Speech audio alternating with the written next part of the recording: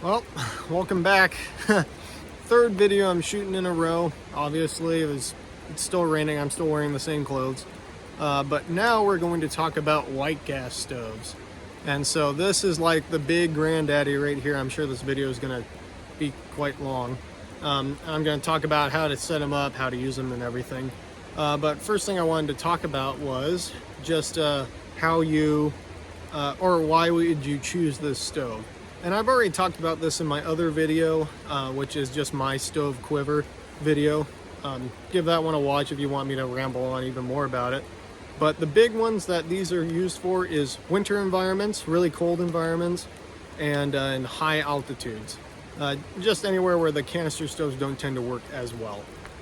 These are also really great for large groups of people because you have refillable fuel, and they can also be really great if you are dealing with large groups of people because you can mix and match your pots to fit the group. You know, really big pots, they melt snow really fast, they're really hot, and yeah, they do have some drawbacks. The extra parts, it's harder to really understand them, and they're just more complex stoves overall, but the benefits outweigh the cost for sure with this one. So I'm going to start with just showing you generally how to put one together, how to use it. I'm going to demonstrate on my Whisper Light stove since that's a bit more common. I think out of the stoves I have, that's the most common one you'll see. Alright, so one thing that can be tough about these stoves is kind of the upfront cost, because not only do you have to buy the stove, you have to buy these little fuel bottles, you have to buy the actual fuel itself. It comes packaged like that, and then pots to use. But once you get past that initial investment, these can be pretty great. So let's talk about the fuel first. Yeah, you can buy these things from MSR. These are fuel bottles, and this one is the 20 fluid ounces. This one is the 30 ouncer, and I think they also make a smaller one that's like 8 ounces or something like that. As far as the fuel calculation, that really depends mostly on melting or not melting snow. If you are melting snow, and you can look these numbers up online, but usually about 6 to 8 ounces per person per day is the common number if you are melting snow.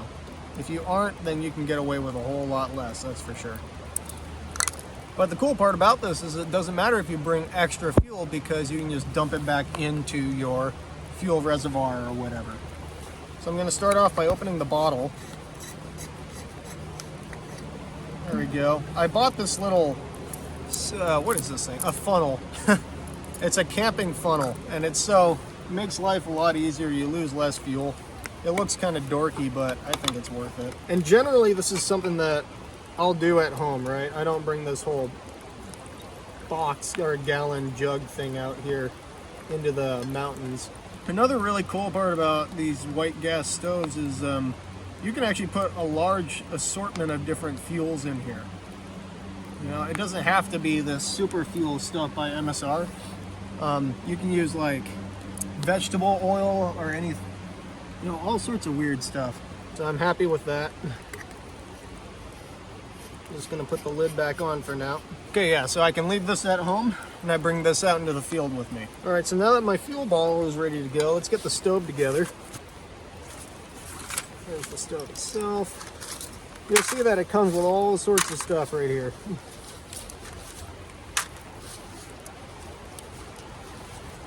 What else do we got here? Oh yeah, okay, so the Whisper Light comes with these extra things right here. I'm using it in white gas mode. But the cool part about the Whisper Light Universal is you can use it for white gas and canister stoves. So that's a really great part.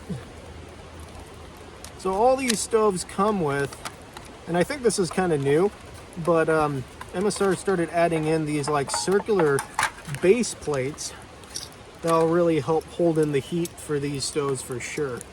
So this one goes in the bottom right here, and this one is going to be the windscreen. So I'm going to set that aside and put that one on after I get everything else hooked up. My stove's ready to go. I'm going to pull out my bottle, and then I have the pump right here.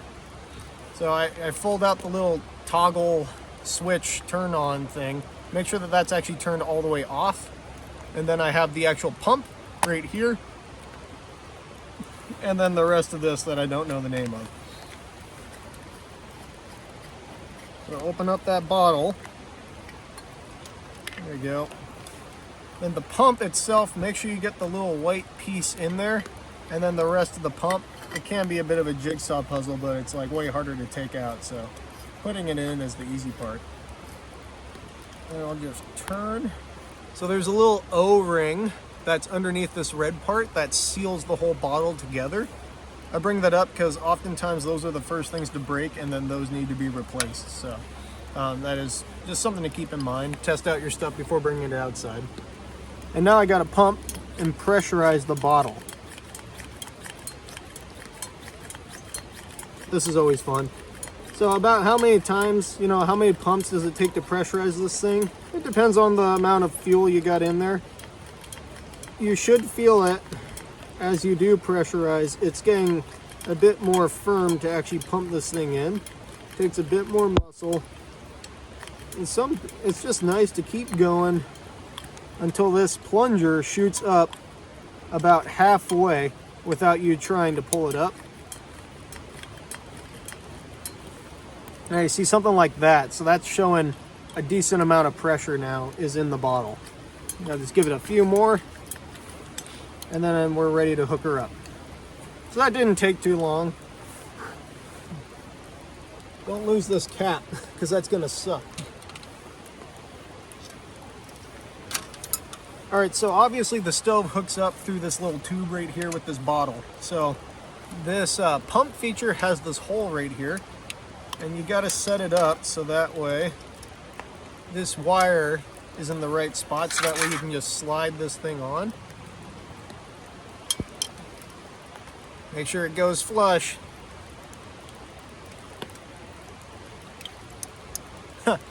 Yeah, it will.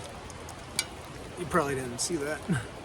So there's this lineup point right here with the plastic and the metal. If I twist it out and then flip this around the other way, like that, then it won't actually fit in all the way. So you have to have the stove oriented the correct, put it in the correct orientation. Flip that around. So I push the stove in, and then I move this thing over the plunger, and that just locks the stove in place so it won't pop out anymore. It's really nice with snow because then you just jam the bottle in the snow. It's a bit harder in this uneven rock. All right, so we got the stove all hooked up, the fuel bottle's in, everything's good to go. Now we actually have to light the thing. And so what a lot of people who haven't used this thing don't realize is the stove actually has a priming process. Underneath the stove right here is the spirit cup, and there's a little piece of fabric there. So when I do light this thing up, it will soak the spirit cup in the fluid of the stove.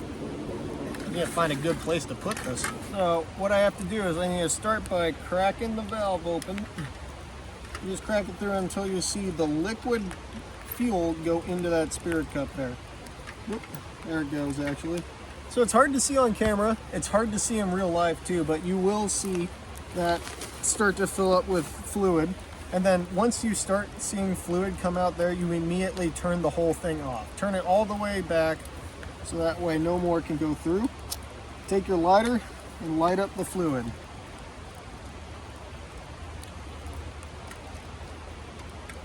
Here we go. It's working its magic here.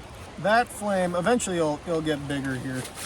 But basically that flame primes the whole assembly, the jet underneath, and this burner up top right here. It gets it warm, so that way as the fuel goes through the tube, it vaporizes around the whole burner there.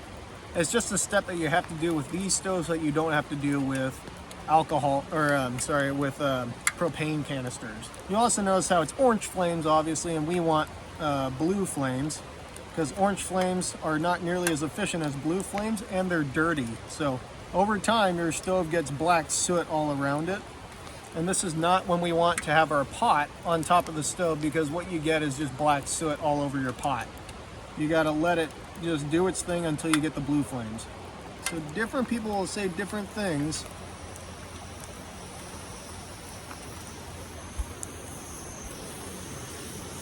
All right, and now we have blue flames. And now I can grab my pot, stick it right on. Hopefully I won't like start a forest fire if my stove tips over. Yeah, okay, there we go. Yeah, do it on the ground instead of on a rock. I'm just trying to like, you know, make it easier for the video. But so a lot of people will advise that when you have the priming flame, the orange flames going up, you let those flames burn out entirely before turning the actual fuel on, which totally makes sense. It can work. Sometimes I find that if you let the flames go entirely out and then you turn the fuel back on, you just have to take your lighter and relight the stove, and then you'll get blue flames. So that still works. The method I did there was sort of in a moment call, where I saw the flames dying down and then I added a bit more fuel and then they started vaporizing. So sometimes you don't have to, sometimes you can wait, you have to wait for them to die down completely. Other times you have to, you can add in, you can get that reaction started without relighting it. So it's kind of your call. It'll be based on your experience. Another thing that you definitely don't want to do is, while the priming is still happening and the orange flames are high, you do not want to add in more fuel, because you'll just get shooting flames coming out of the stove and it just takes longer to prime. So if you just add in more and more fuel, you're just going to get those orange flames through the whole time and waste a bunch of fuel. So definitely just be patient with it and let that flame go almost all the way, or all the way out if you're not sure, and then turn it on again and it should light right up. Maybe you have to give it a little spark. All right, so back down here, you know, there's not really any wind or anything, but this windscreen both helps with shielding from wind and from helps hold in heat a bit more. So you see how there's this little cutout, right? That's for the tube. You just wrap this thing around. It is pretty durable material, so you gotta like work it and bend it. There you go. If I was in a more windy setting or something like that, I would work a lot harder in getting this nice and close and then fold it in on the stove. Maybe actually flipping it upside down would work out pretty well. But really it's just helping to kind of hold the heat in a bit more. Oh, my hands are so cold, this is nice. And you can see like the little bit of water I put in this pot is boiling now. So it works really fast. This is the wind burner, which doesn't boil as fast as say like an XGK, but these things are super fast. There's also not that much water in here, so that doesn't help. But these things are just super fast when it comes to actually melting snow or water or whatever, especially when you have this whole fortress around it. Yeah, it's not exactly the kind of stove you want on a big wall or anything, just because, you know, it has to have such a flat base like this. But it is a really great stove in a ton of applications. Another cool part about these things is how you can take a bigger pot than the one I had and put two stoves next to each other and get double heat, you know, for like a really big pot. Of course, that runs into other issues like explosions. Some explosions have happened before from like fuel bottles too close to stoves and stuff like that. So no company will recommend it, but you see everyone on Denali doing it. I really don't want to turn this thing off, actually. Okay, so turning it off, not rocket science. You just turn it off. There we go. The only difference is it takes a little bit of time. Did I turn that the right way? Oh yeah, it helps to turn it the right way.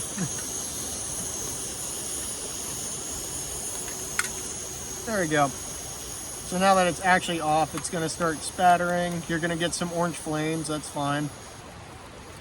Yeah, and just be patient with it, you know, let it go all the way out. There we go. So it's slowly pittering out. Another thing that happens is if you are melting like a ton of snow, like for 20 people parties, which I've done before, I've had the misfortune of doing before, is just as the fuel runs out of this bottle, you'll have to repressurize it every now and again. And you'll see that the stove won't quite perform like it's been performing. It's running low. You just pressurize it up and then the stove will go back to normal. So the stove is completely out now. I just let it burn itself out. It's obviously going to be hot. So, yeah, it's going to be hot. I can leave the stove as is and dismantle it from the fuel bottle here. There you go. And the first thing that I'll do is crack the bottle. Or actually, no, hang on. The first thing I'll do is take the whole stove off.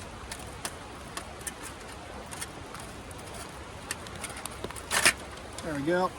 And then there is still some gas in this line. It just happens. Like, there's really no way around it. You just shake it out. All right, and so for this bottle right here, the first thing we'll do is crack it. Wonder if you'll be able to hear the fizz. Yeah, so let that depressurize there. And then you simply take the whole contraption out. Which can be a bit of a tussle sometimes to find where that bend is. Actually, it's not sometimes, it's like every time I can't get it right. And I'll just immediately put this cap on. There we go. So the bottle is good to get thrown out of here. This pump will still have some fuel in it. So you just pump it out a few times. Clean that one out. There we go. And then you've essentially taken your whole stove apart now. So you can wait for this to cool off, fold it back up, throw it in the bag. I will say that when we put these things together for like a large a large group, but like a 3-day trip, we won't take them fully apart every night. We'll leave the pump in the bottle and we'll leave the bottle connected to the stove throughout the whole time. And the difference is we'll just crack it and depressurize it every night. So we'll just probably pop it off right here, but we'll still have the pump inside the bottle. And we'll just crack it and depressurize it, leave the pump in, and then we can slot it back in right here and have it ready to go. So that way in the next morning we just come back, repressurize it, and then light her up. So you don't have to take it fully apart every morning if you don't want to. I think the real trick is being able to get it all back in the bag after this. I do want to make another video that talks a bit more about the anatomy of them and like how you can switch it from one thing to the other, but I don't have to do that outside. One thing that is worth picking up is these things. They're sold by MSR. They're not super expensive, but they are I think they call them the repair kit. And so I don't bring this out with me every time I bring out one of these stoves. It's more of something that stays at my house, but or in the van. But it has a number of useful tools and spare parts, mostly the spare parts. So like extra O-rings, like I pointed out on the pump, extra jets for the stove. Those are the main ones. And then a bunch of other little parts and stuff, because if something small in the stove breaks, you can repair it. But I just wanted a nice baseline video about how to set up and work a white gas stove. Thank you guys for watching. If you have any questions, you can leave a comment. If you have anything you want to add, leave a comment. If you want to see me talk about a different sort of camping stove, I really like dealing with stoves, so they're fun to mess with. You can leave that in the comments. Please like and subscribe, and I'll see you guys in the next video. Like, I say like this. Yeah, right there, that's probably pretty good. Oop. There we go, now's the time.